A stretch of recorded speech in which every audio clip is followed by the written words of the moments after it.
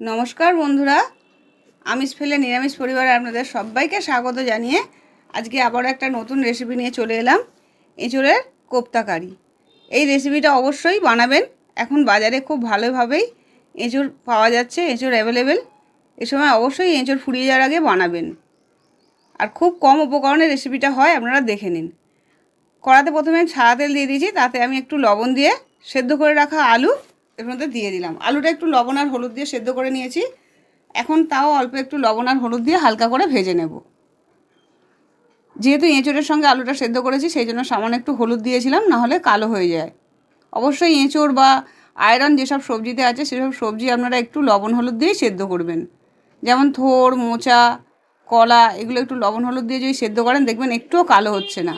আর এঁচোড়ের পকোড়াটা আমি এই সেদ্ধ এঁচোড় দিয়েই বানিয়েছি। সেদ্ধ এঁচোড়টা খুব ভালো করে চটকিয়ে মেখে নিয়ে তারপর বানিয়েছি। পরে রেসিপিটা বলছি।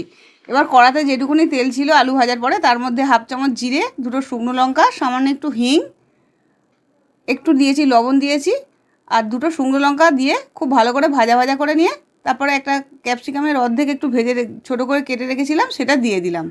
ক্যাপসিকামটা দিয়ে একটু ভাজা করে নিয়ে তারপর এর মধ্যে দিয়ে দিলাম আদা বাটা আর হাফ চামচ দিলাম কাঁচা লঙ্কা বাটা, দিয়ে খুব ভালো করে কষিয়ে নেব।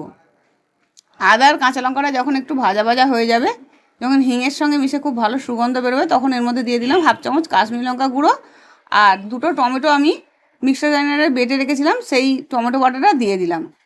টমেটো বাটাটা দিয়ে একটু ভালো করে ভেজে নেব, যাতে টমেটোর কাঁচা গন্ধটা চলে যায়। তারপর এর মধ্যে দিয়ে দিলাম হাফ চামচ হলুদ বাটা, হাফ চামচ দিলাম লঙ্কা বাটা, হাফ চামচ দিলাম ধনে বাটা আর জিরে বাটা। জিরে আর ধনেটা আমি একসঙ্গেই বেটে নিয়েছি। একটু জল দিয়ে খুব ভালো করে কষিয়ে নিতে হবে। একটু ভালো করে কষানো হয়ে গেলে তারপর এর মধ্যে আমি স্বাদ মতন সামান্য একটু চিনি দিয়ে দিলাম। চিনিটা অবশ্য দিতে হবে, যেহেতু নিরামিষ রান্না, চিনি একটা স্বাদের ব্যালেন্স নিয়ে আসে। এবার ভেজে রাখা আলুটা দিয়ে দিলাম। আলুটা দিয়ে একটু ভালো করে কষিয়ে নেব। আলুটা দিয়ে ভালো করে কষিয়ে নিয়ে যখন দেখব তেল ভেসে উঠেছে, তখন এর মধ্যে আমি পরিমাণ মতন জলটা দিয়ে দেব। যেহেতু আগে লবণ দিয়ে আলুটা ভাজা হয়েছে আর মশলা কষানোর সময়ও লবণ দেওয়া হয়েছে, সেই অনুপাতে একটু সামান্য একটু লবণ দিয়ে দিলাম। লবণটা অবশ্যই বুঝে শুনে দেবেন। খুব ভালো করে কষিয়ে নিয়ে এবার এর মধ্যে জল দিয়ে দেব। জল দিয়ে মিনিট 5 মতন ফুটিয়ে নেব। এবার কোপ্তার ব্যাপারে আসি। কোপ্তাগুলো আমি কীভাবে করেছি। এঁচোড়টা খুব ভালো করে সেদ্ধ করে নিয়ে ওর মধ্যে আমি 2 চামচের মতন দিয়েছি বেসন, হাফ চামচ আদা বাটা, হাফ চামচ কাঁচা লঙ্কা বাটা, হাফ চামচ ধনে জিরে বাটা দিয়েছি। দিয়ে একটু গরম মশলা গুঁড়ো দিয়ে খুব ভালো করে ছোটো ছোটো করে চ্যাপটা চ্যাপটা করে পকোড়াগুলো বানিয়ে নিয়েছি। এই পকোড়াগুলো বা কোপ্তাগুলো বানানো আপনাদের দেখানো হয়নি, অন্য কোনো দিন রেসিপিতে আপনাদের দেখিয়ে দেব। বড়াগুলো দিয়ে দিলাম, দিয়ে মোটামুটি মিনিট 5 মতন এটা খুব ভালো করে ফুটিয়ে নেব, যাতে ঝোলটা সমানভাবে কোপ্তার মধ্যে ঢোকে। মিনিট 5 ফুটিয়ে নেওয়ার পরে এর মধ্যে আমি অল্প একটু নারকেল কোড়া ছড়িয়ে দেব। আপনাদের ঘরে যদি নারকেল কোড়া থাকে অবশ্যই দেবেন। নিরামিষ রান্নায় যদি এরকম নারকেল কুড়ানো একটু দিয়ে দেওয়া হয়, খুব ভালো লাগে। 1 মুঠো মতন ধনে পাতা কুচি দিয়ে দিলাম, যাতে গন্ধটা খুব ভালো আসে। হাফ চামচ দিলাম গরম মশলা গুঁড়ো আর হাফ চামচ গাওয়া ঘি দিয়ে গ্যাসটা আমি অফ করে দেব।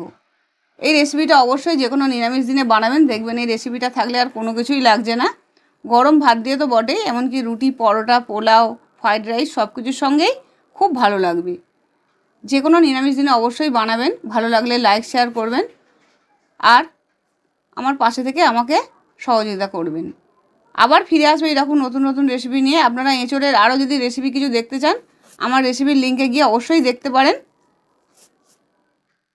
প্রত্যেকটা পকোড়া বা এই কোপ্তার মধ্যে সমানভাবে ঝোল ঢুকে গেছে। একবার বানালে দেখবেন বারবার বানাতে ইচ্ছা করছে। আবার ফিরে আসবে এরকম নতুন নতুন সব রেসিপি নিয়ে। সুস্থ থাকবেন, ভালো থাকবেন, নমস্কার।